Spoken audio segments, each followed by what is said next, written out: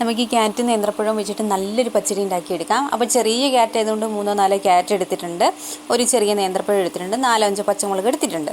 പിന്നെ നമുക്ക് അരയ്ക്കാൻ വേണ്ടി തേങ്ങ എടുത്തിട്ടുണ്ട്, ഒരു പകുതി തേങ്ങ എടുത്തിട്ടുണ്ട്. പിന്നെ 1/4 സ്പൂൺ അളവിൽ ജീരകവും കടുകും എടുത്തിട്ടുണ്ട്, ഒരു കഷ്ണം പച്ചമുളകും എടുത്തിട്ടുണ്ട്. നമുക്ക് ചട്ടി അടുപ്പത്ത് വെച്ചിട്ട് എണ്ണ ഒഴിച്ച് കൊടുക്കാം. എന്നിട്ട് കടുക് പൊട്ടിച്ച് കഴിഞ്ഞപ്പോൾ അതിലേക്ക് സവാള നുറുക്കിയത്, ഒരു പകുതി സവാള നുറുക്കിയതും ചേർത്ത് കൊടുത്തിട്ടുണ്ട്. അപ്പോൾ അതൊന്ന് വഴറ്റിയെടുക്കാം. അതൊന്ന് വഴണ്ട് വന്നപ്പോഴത്തേക്കും ഞാൻ അതിലേക്ക് പച്ചമുളക് ചേർത്ത് കൊടുത്തിട്ടുണ്ട്.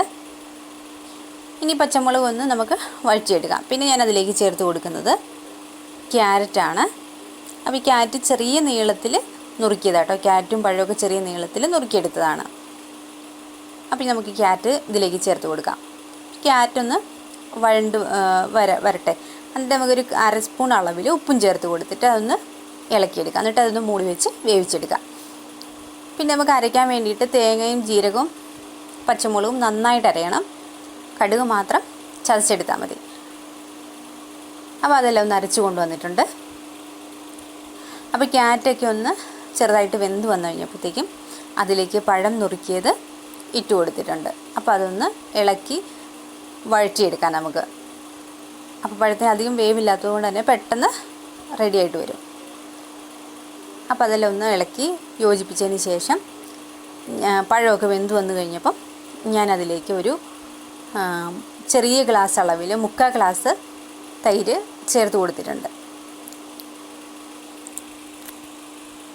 ഇതുപോലെ ഒരു ഗ്ലാസ്സിന് ഒരു 3/4 ഗ്ലാസ് തൈര് ചേർത്ത് കൊടുത്തിട്ടുണ്ട്. അപ്പോൾ തൈരൊന്ന് ചേർത്ത് കൊടുത്തിട്ട് അതൊന്ന് ചെറുതായിട്ടൊന്ന് ചൂടായി വരാൻ വേണ്ടിയിട്ട് നമുക്ക് വെയിറ്റ് ചെയ്യാം. അതിന് ശേഷം ചെറുതായി ഒന്ന് ചൂടായി വന്നു കഴിഞ്ഞപ്പോൾ അതിലേക്ക് അരപ്പ് ചേർത്ത് കൊടുത്തിട്ടുണ്ട്. അപ്പോൾ അരപ്പ് ചേർത്ത് കൊടുത്തിട്ട് തിളയ്ക്കാനൊന്നും നമുക്ക് നിൽക്കണ്ട. അരപ്പ് ചേർത്ത് കൊടുത്തു കഴിയുമ്പോൾ അത് തിളച്ച് പോയി കഴിഞ്ഞാൽ കടുകിൻ്റെയൊക്കെ കയ്പ്പിറങ്ങാൻ സാധ്യതയുണ്ട്. അപ്പോൾ അതുകൊണ്ട് നമുക്ക് തിളയ്ക്കാതെ തന്നെ അത് ചെറുതായി ചൂടായി വന്നു കഴിയുമ്പോൾ നമുക്ക് മറ്റൊരു പാത്രത്തിലേക്ക് മാറ്റി കൊടുക്കാം. അപ്പോൾ നല്ലൊരു കൂട്ടാനാണ്, ഒരു തവണ ഇങ്ങനെ ഉണ്ടാക്കി നോക്കണേ.